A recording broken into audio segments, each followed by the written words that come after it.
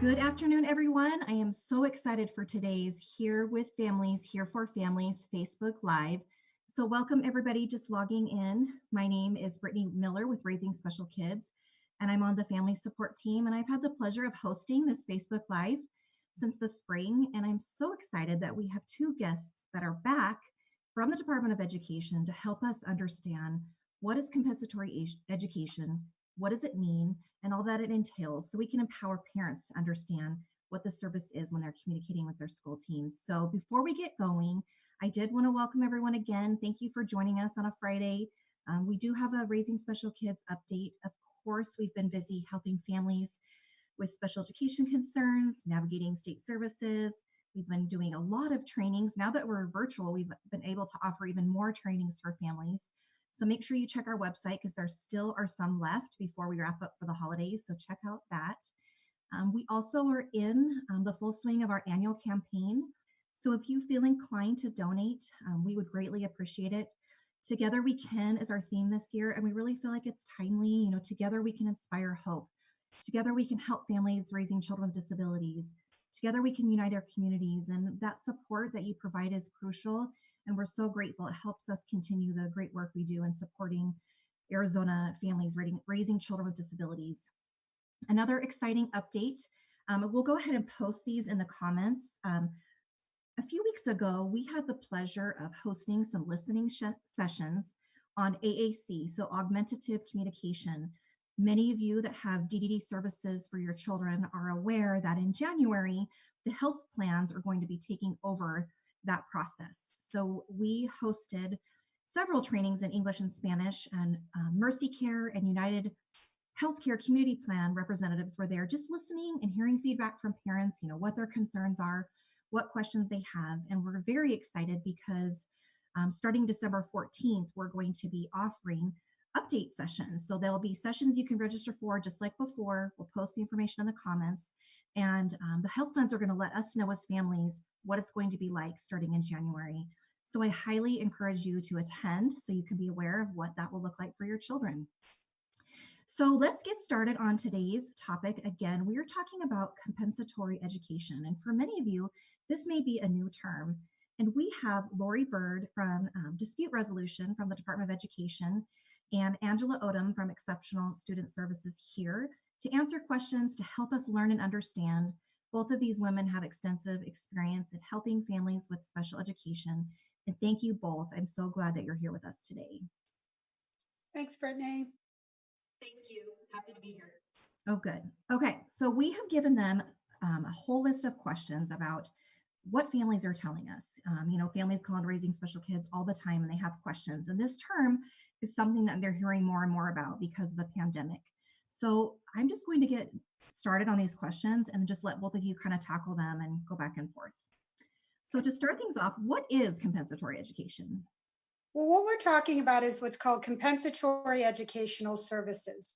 So way back in March, when schools first went into a shutdown, we got some guidance from the Office of Special Education Programs, which is a federal agency, that said two things. One, schools are still obligated to provide a free and appropriate public education to students who qualify for special education services, even during any period of school closure. The other thing they said is that if schools are unable to do that, and let's be candid, there are some children for whom no matter how creative your school was, no matter what efforts were made by parents, no matter what efforts were made by teachers, those children simply weren't able to access or learn through a remote or virtual model. So the period of time we're talking about is the period of time from March to May, which was our school closure. And what it means is if your child wasn't able to make progress, not necessarily because the school did something wrong, but they could have, but because virtual learning just wasn't a fit for your child, they may be able to receive services to help them make up for the progress they might have made had they been able to receive the services between March and May. We borrowed this concept of what's called equitable services from what happens in a due process proceeding, or sometimes what happens as the result of a state complaint. So it's by analogy. Compensatory educational services haven't been seen in quite this way because it's usually a court-ordered remedy. However, we provided guidance to schools that said the federal government says that the federal agency has advised that FAPE is required and there are no waivers. So we're going to borrow this process so that students can get back up to speed, so to speak. And we're going to call that compensatory educational services. Schools didn't like that because traditionally compensatory services were awarded when they had done something wrong or failed to do something. That isn't the context necessarily that we're using this in. I'm not suggesting that all schools handled the closure perfectly, but what I am saying is the concept has been expanded to include the inability to provide services as well as a remedy for a school's wrongdoing. So that's what they are in a very large nutshell. It's a walnut, not a pistachio. So I've been hearing from families, and I know some of us at Raising Special Kids, the term COVID recovery services. Is that the same thing? It is the same thing. Okay. Like I said, school districts felt penalized or that they were being punished, even when they really tried very hard to serve all of their students. And so because we borrowed the concept from a more legal realm, they didn't like to have it called compensatory services, and they preferred to use the term COVID recovery services. Angela, what are some other names that you've heard it called? I think mostly COVID recovery services, I think, is the only other one I've heard. I don't know if anyone has come up with anything more creative. And to Lori's point, because this is a borrowed remedy from legal proceedings, it isn't part of our monitoring and our supervision that we provide related to whether schools are properly implementing FAPE, which is part of the monitoring system. But as Lori said, because we didn't have any waivers from the federal government and the oversight agencies, FAPE was necessary during, the closure and still is now. So that's where this kind of comes from. So if your school is calling it something different, you might want to just double check and ask, do you mean compensatory services? Is this the same thing? Because I don't know if anyone's gotten real creative in offering something for else is possible too, given what's going on. So yeah, and when we presented to schools, providing them some guidance on kind of how we envision this process would play out, mine was a rose by any other name smells sweet, and no matter what you call it, there services in addition to the regular services delivered under the IEP that are going to help a child move forward. I kind of envisioned it, and I think I told this to Brittany and Angela, as, we're all going down the special education highway. We're moving along at, 55, 65 miles an hour. Some kids might even be zooming down that highway. And all of a sudden we hit this incredible barrier called COVID-19. And it pretty much made everything stop. Some kids were able to go around or over or under and still make progress anyway. But for other kids, they just came to a dead stop, or they even turned around and went backwards. And so and this is probably a poor analogy, but if you're kind of envisioning what compensatory educational services are designed to do, they're designed to help your child go around the COVID barrier, go under the COVID barrier, go over the COVID barrier, so that they can start again to make progress on their special education goals and also to continue to access their general education curriculum as well. So no matter what your school or your district may be calling it, we're all really talking about the same way in which to help students move forward again.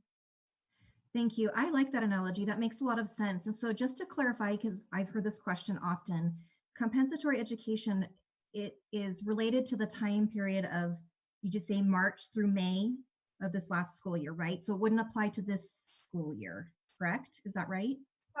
Yes and no. When we provided guidance to schools way back in, oh my goodness, it was way back in April or May, and it seems like a lifetime ago, right?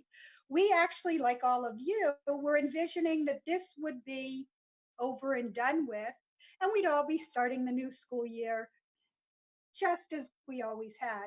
Well, here we are sitting in December, and we all know that that didn't happen. So there is a period of time when schools were actually closed.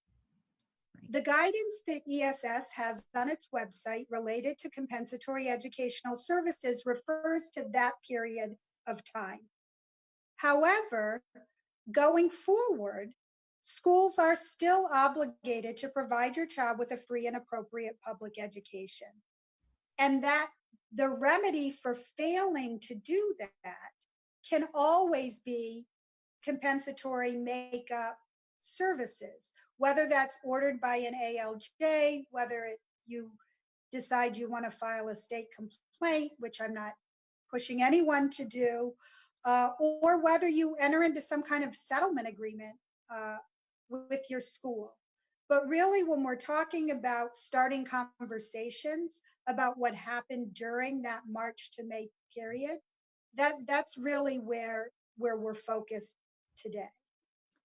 Thank you. So if I have a daughter with a disability and I saw regression, she has a really hard time, honestly, accessing online school is pretty much impossible related to the disabilities that she has.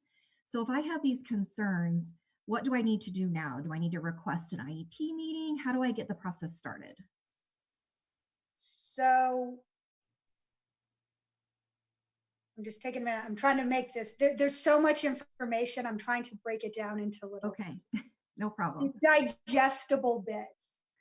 So when we first issued our guidance, again, with the thought that schools were going to be back in session, the guidance said that, districts should assess where all of their students are, those on IEPs and those not on IEPs or 504 plans, and figure out where they were. What was the impact of this closure on the students? And then determine whether just the regular catch up that all students were going to need would be sufficient, or was something more needed? Was compensatory educational services needed? We anticipated originally that schools would then reach out to parents, engage in that conversation, and that these services would have already been started. Many schools are kind of stuck saying, we've been unable to assess kids. We don't know. So they haven't had those conversations with parents. And again, as the Arizona Department of Ed, we have no mechanism to force them to have those conversations. We provided guidance that said, please initiate, be the initiator. So if your school hasn't reached out to you to have the conversation to discuss compensatory educational services with you, please reach out to the school. It does not have to be a full IEP meeting. It can be, but really it's not an IEP team decision. It's a conversation between the school and the parent as to what will put the student back in the learning position they would have been in had the closure not occurred. And that's academic, behavioral, speech, your related services. Clearly, if your student didn't get, for example, one-on-one paraprofessional services, you can't really give them more paraprofessional services, but you can assess the impact of that. And that's what we're looking at. So you really need to just contact whoever your case manager is for your child, depending on, each district has it structured a little differently as to who the parent point of contact is. It may be the special education teacher, it may be the principal, it may be the case manager, it may be the director of special education, and reach out to them and say, I think my child was really detrimentally impacted and they haven't recovered and they really are struggling to move forward. And so I'd like to discuss whether or not compensatory educational services will get my child back on track. And then parent input is required, but ultimately it's the district that will then make an offer as to what they believe is necessary to put your child back in the position they would have been in had the closure not occurred. Okay. And I have a question too. I've had a few families ask me honestly this week, do they look at the fourth quarter progress report? What are some of the factors they might look at to see if a child is regressed, especially if the parent maybe disagrees with the school's decision on whether they're offering compensatory ed or not? What is some of the data they may look at? And I'm going to have Angela help me here. The first thing they're going to do is they're really going to look at when your child started school again. Where were they? You have your goals. There may not be fourth quarter progress data. Okay. So they just need to look at anything they have available. They do have third quarter progress. They probably have historical data if the child's been in special education about what their trajectory looks like. Parents were learning at home with their kids. That's why parent input is so important. They're going to be able to say, look, my kid wasn't able to attend to anything. You provided this, but my kid was not even able to attend. So it's really a totality of the circumstances determination. There is a rubric, a grid that is simply advisory. It's not set in stone. There's no magic number of, how many yeses or how many no's that a parent can use to have that conversation and to look at some of the factors that influence that impact for a student who hasn't recovered or who hasn't been able to move forward. Angela, what am I missing? Because it's not the same analysis that we do for ESY. No. And it's really, like Lori said, targeting that time period of closure to, and looking at the trajectory, where were they headed, and, did they end up getting there, or do they need some additional services to get them back on track? I think starting with your third quarter progress reports and then looking potentially at where they are now, when they started school, because everybody started in some variation more or less on, August 17th. So they've been in school, so there should hopefully be enough information for folks to kind of know exactly, have an idea of maybe what they might need or what direction they were headed. Thank you. And for those families listening in, we did put the rubric in the comments. It's incredibly helpful. Please download it. It's also on our website in the COVID-19 section under special education. So, parents, if you're preparing to have this conversation with your school, it would be helpful to print it out and fill it out, and it would help guide you as you're talking with the school teams about compensatory ed. So just so you know, that rubric mirrors a rubric that's on the ESS COVID-19 website that's also been provided to schools. So you could have your document if the school chooses to use what's provided on the, I think it's the Compensatory Services tab of that COVID-19 website. You'll be speaking the same language. Thank you for letting us know about that. And the next question I'm going to go to, we kind of have discussed it, but just so our families understand, so is it minute for minute replacement? So if my child missed X amount of time of speech services, Is that time going to be made up now if I get granted compensatory education? No. Okay. Remember, we're talking about what's called an equitable remedy.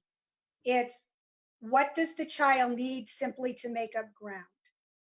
It may not even look the same as the IEP actual service minutes. It may not be the same service or the same provider.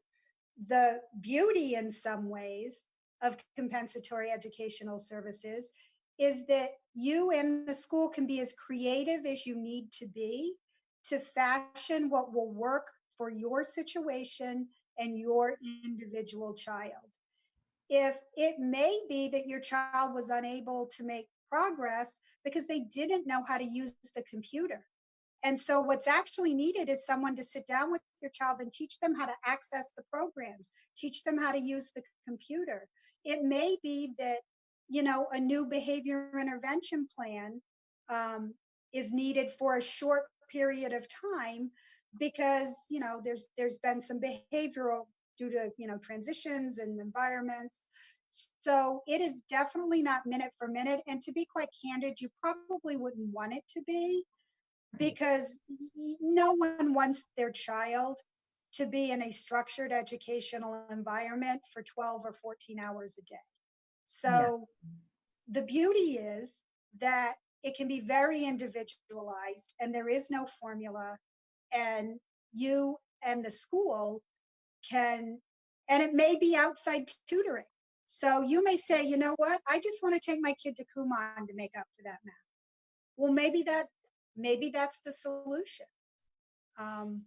So it, there's no end to the types of things that you can come up with, but you can't just say my kid missed 400 hours or 400 minutes of speech service, therefore they're owed 400 minutes of speech.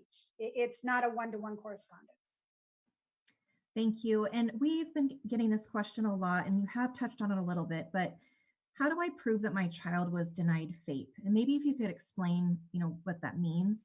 And then if the parents kept data at home, notes or took videos of how their child was doing with distance learning, what should they do with that when communicating with the school? So the failure or the inability to provide a FAPE is driven by what's in the child's IEP. We measure FAPE by an IEP that's reasonably calculated to either allow the child to make progress grade to grade in the general education curriculum, that's Rowley, or to make progress in light of their individual circumstances and progress that's more than de minimis. So if your child was unable or the services were not delivered, then what you're really looking at is the impact of that. We did tell schools that the brick and mortar IEP, the IEP that the student had when school closed, is the IEP that you should look at to benchmark what should have been happening during that period of closure. It's a really hard question to answer. FAPE is an amorphous concept, which is why I'm struggling. I can't give you need A, B, and C. Whole due process hearings are litigated over whether or not a child has received a free and appropriate public education. So, Angela, can you add to that? Well, I was going to say, FAPE is individualized. That's what the whole IEP is about. So that's why it's really hard to say you need, these pieces of information, because it's going to look very different for every child based on what's in their IEP. So, and again, the other thing to remember is it's that equitable remedy to get them back to wherever they should have been. So some children may not need anything, and some children may need something, and that's going to look very different. And certainly it is dependent on their IEP. but it's dependent on all the other pieces, that we've kind of already mentioned as well. So. And I'm hearing that we just need to, as parents and the parents we talk with, be in communication with your school teams, be collaborative, work together. We're all in this pandemic trying to get through this time. And a lot of families are hanging in there with their children and just wanting this information so they can try to help them catch up and cope with what we're all dealing with, the back and forth with, at home and then school shutting down and all of that. It is stressful. And so it is good to know that this is an option. And I'm grateful you guys are breaking it down and explaining it for me and then for the families listening in. So if I wanted to schedule a meeting to talk about compensatory education, what are some tips and things I can do to prepare for that meeting? Before I answer that, Brittany, I'm just going to go take one step back and also remind you, if your child's needs have changed, if compensatory educational services, if you just feel even that's not enough, the impact of this pandemic has been such that my child's needs have literally changed. That's when you do want to call an IEP meeting. Or the school hasn't determined that FAPE needs to be delivered in person. So your child is still attending virtually, but maybe the IEP does need to be changed a bit in order for your child to access that virtual online education. And there are some children for whom online, no matter what you do, will work. And for those kids, in person is what's FAPE.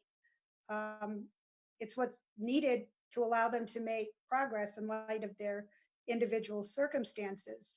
So when you're just talking about compensatory educational services, you can reach out, like I said, to whomever is your liaison on your child's team or in your child's school.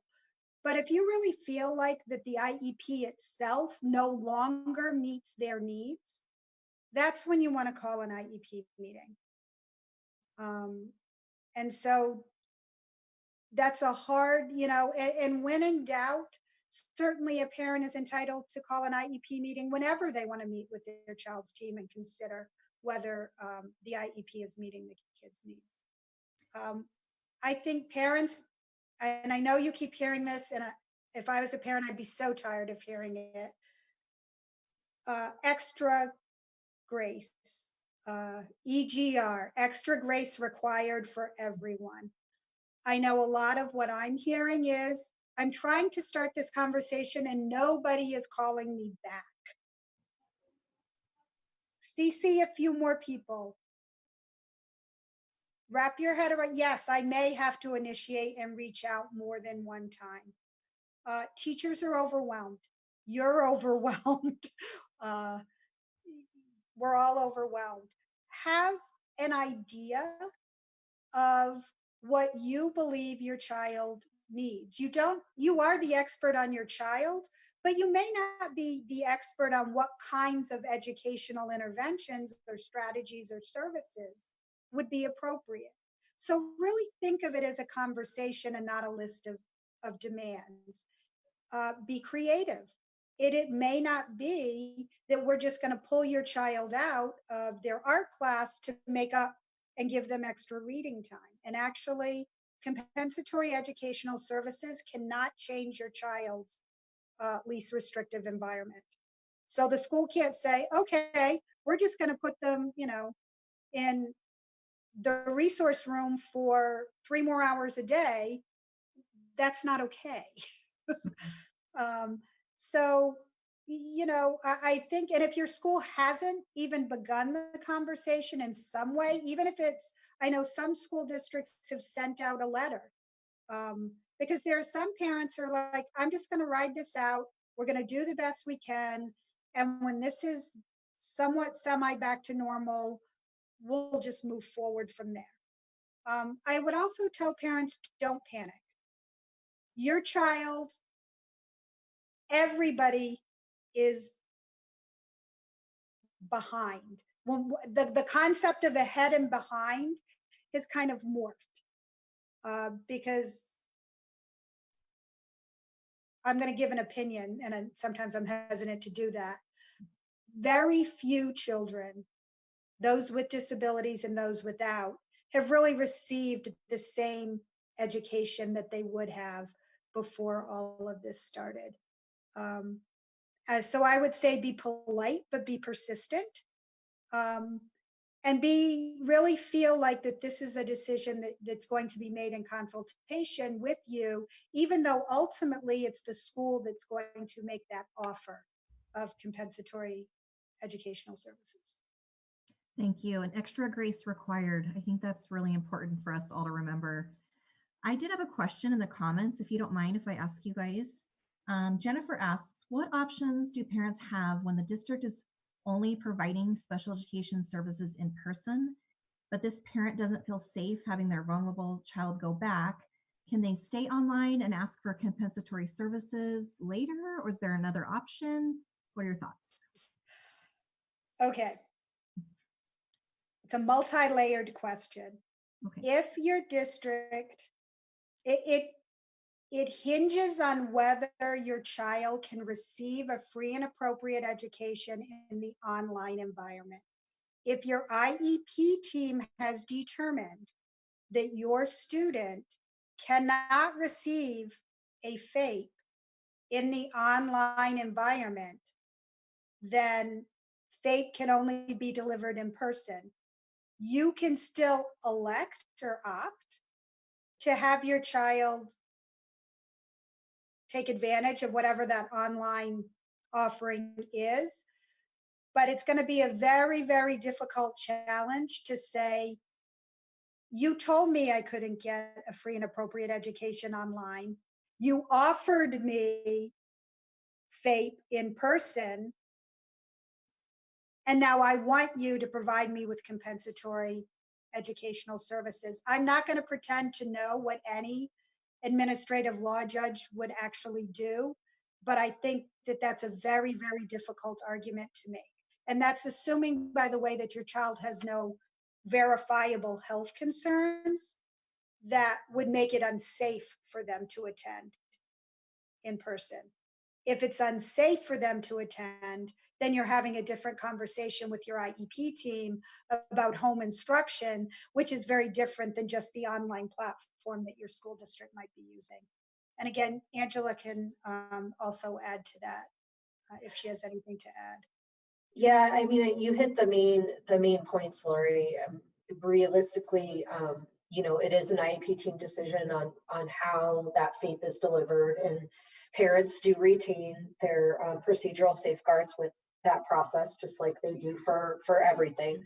So, if you have a disagreement for one reason or another, then you can exercise those safeguards.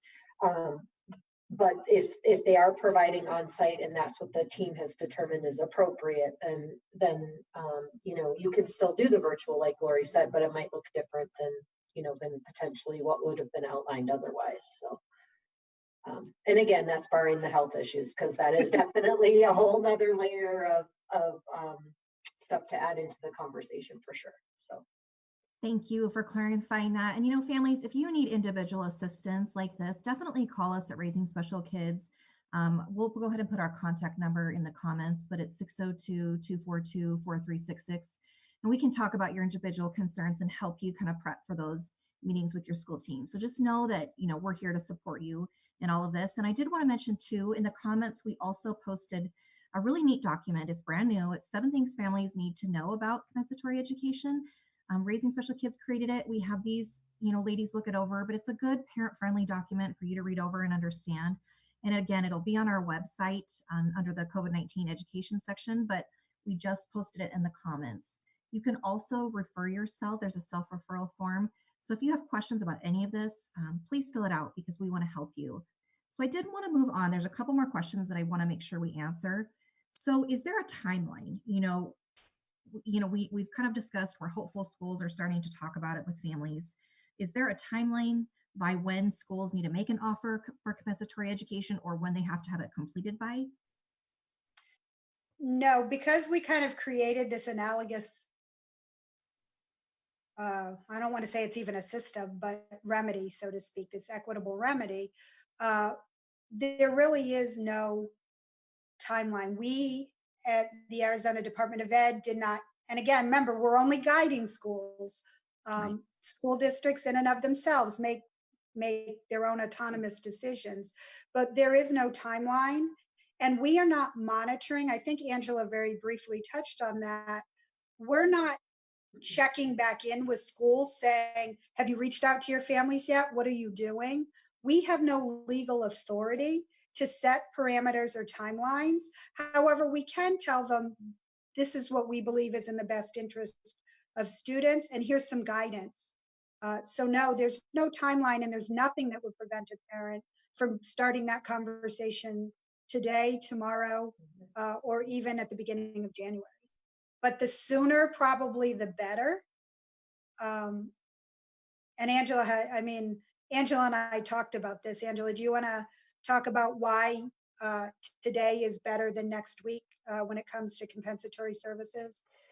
Well, because we're looking at that time of the closure realistically. And so the longer that your children are back in school and actively, receiving education, getting their services, those sorts of things, whatever they may be missed out on is going to be much harder to gauge the longer that we're back in school and the longer that, things are as normal as they can be right now anyways.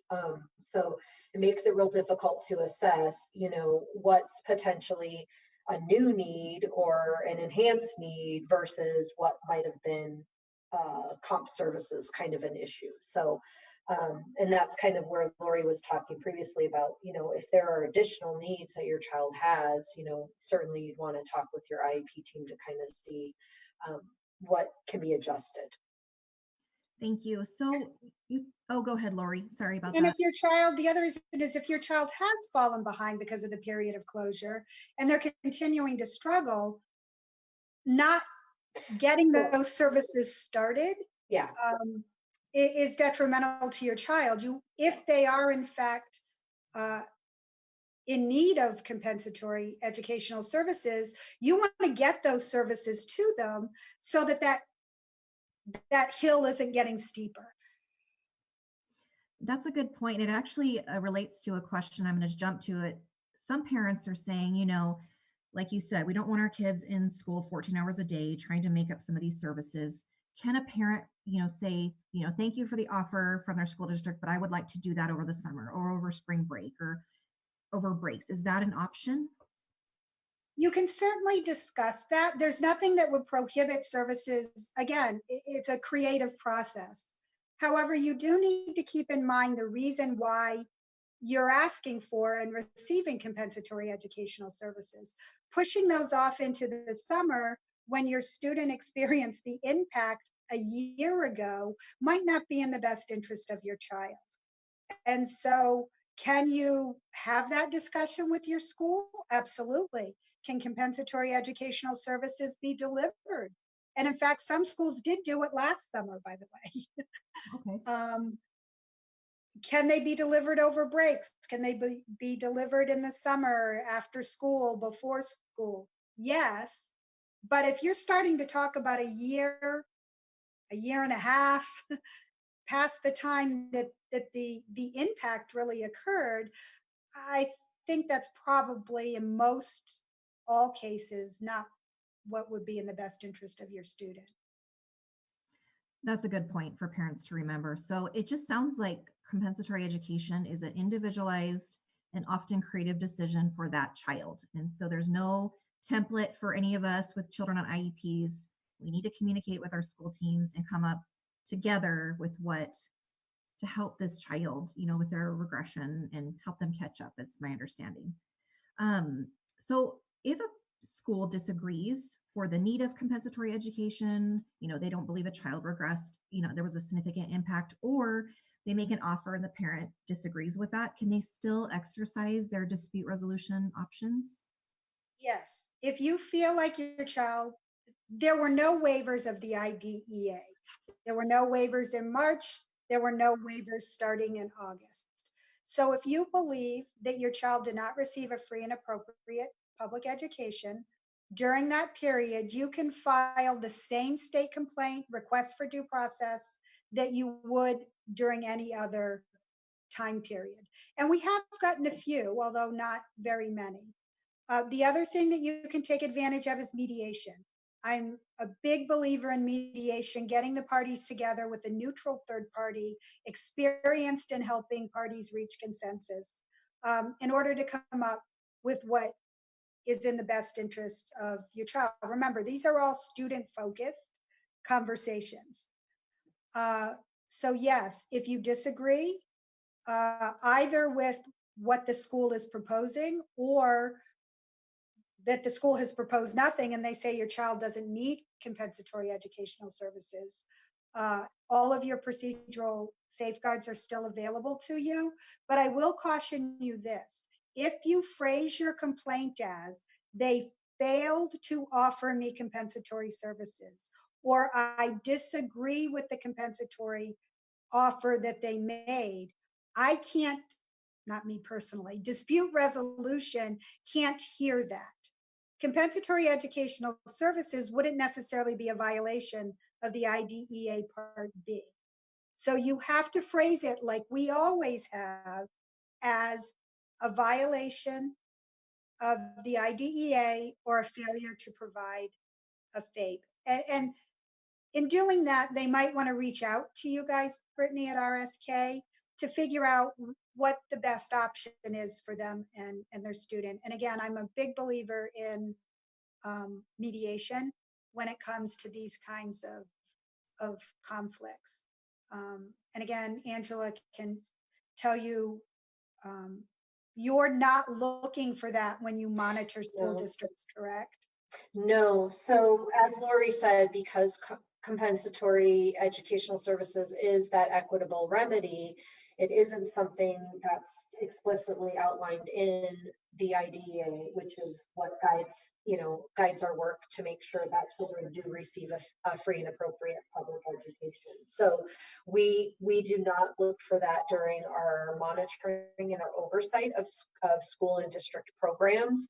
But we do have specialists assigned to each one of the school districts who can answer questions and who can provide guidance on what is required under the law. To Lori's point about, if you file that complaint, it has to be phrased kind of a certain way. And so we do have folks that can help with those sorts of things and answer questions, but it's not something that falls under our purview from a monitoring system perspective. Great. So Angela, would that information be on the Exceptional Student Services website to connect with the education specialist? Mm-hmm. Yes. So on our website, it says contact your specialist or find your specialist, and every district or charter that is its own district in the state does have an assigned specialist, and their contact information is included there. So they can certainly reach out to them as a first stop for questions, that sort of thing. We often, Brittany, do refer to Raising Special Kids because we know that you guys can assign folks to help families learn how to advocate and those sorts of things. So if they're needing that kind of assistance, we definitely refer to you guys as well. Thank you for that. And Brittany, I forgot to make my disclaimer. I am an attorney. As the Chief of Dispute Resolution, I am an attorney, but I am not your attorney. And please, nothing that I say is legal advice, and nothing I say in particular is legal advice to any specific circumstance or situation. If you do feel like you need legal advice, there are attorneys in the community, and I'm sure that RSK is aware of who those are, whom you can seek specific legal advice from. But I am obligated by the Arizona State Bar to tell you that what I am giving you is not legal advice. Thank you for that. And yes, families, definitely call us if you need assistance on any of these processes. We will help you understand them. We have some great resources that we've gathered from the Department of Education website on, how to understand what these formal dispute resolution processes are. And honestly, often when families call us, we teach them how to communicate with school teams, and sometimes we don't have to get to those processes by working together. So thank you. Some of the questions I had, we kind of answered them as we were chatting. So in general, just to kind of wrap things up, what advice would you have for parents this school year when interacting with school staff about compensatory education or really any special education concerns? Well, you're already ahead of the game because you've tuned in to listen to Brittany. And so you know that you have another option. There is a tool in your toolbox that perhaps the school hasn't started the conversation yet, but now you know that you can, and you have some tools there. So calm, I said it before, polite but persistent, uh, and really advocate and be student centered. This isn't about, we've all experienced a lot of loss, not only our kids, but us as individuals and as parents. But this isn't about what we're entitled to. This isn't about those minute for minute, my speech path didn't. This really needs to be student focused. What does your student need, and how can I get my child's needs met in a way that will minimize the impact of this situation that none of us ever thought we'd be having a Facebook Live about? So, and extra grace, as well as schools should also be recognizing the pressure and the things that all of you have done in order to help your kids succeed. And if you've done such a great job that your kids don't need compensatory educational services, that's great. That's okay.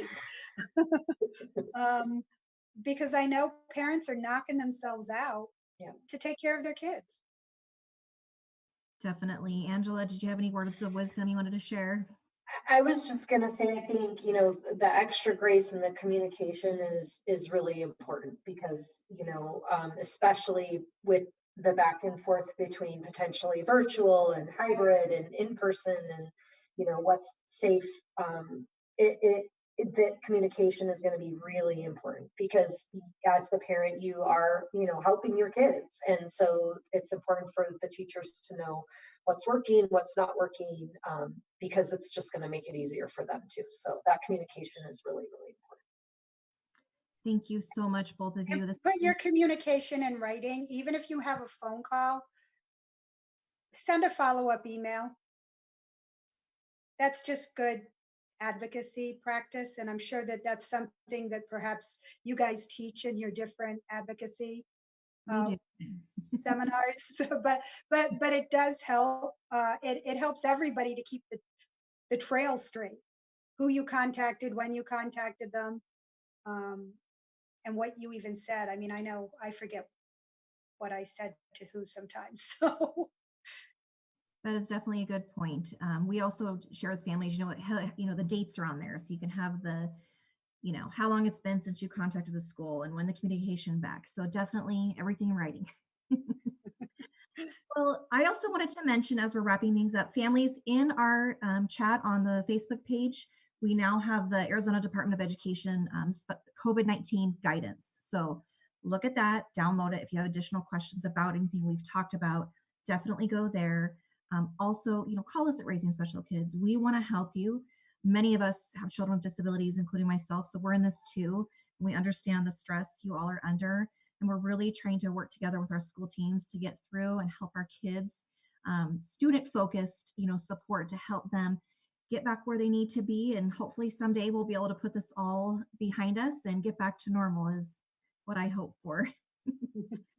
So thank you both. I know you're incredibly busy and we really appreciate you taking the time to talk with us and our families. Thanks, Brittany. Thank you. So everyone listening in, thank you again. We were so grateful to have Angela and Lori here sharing their wisdom and information today. Please know that we're thinking about you. If you need individual assistance, contact Raising Special Kids, fill out that intake form, give us a call. And everyone, we hope you have a happy and healthy weekend. See you next time.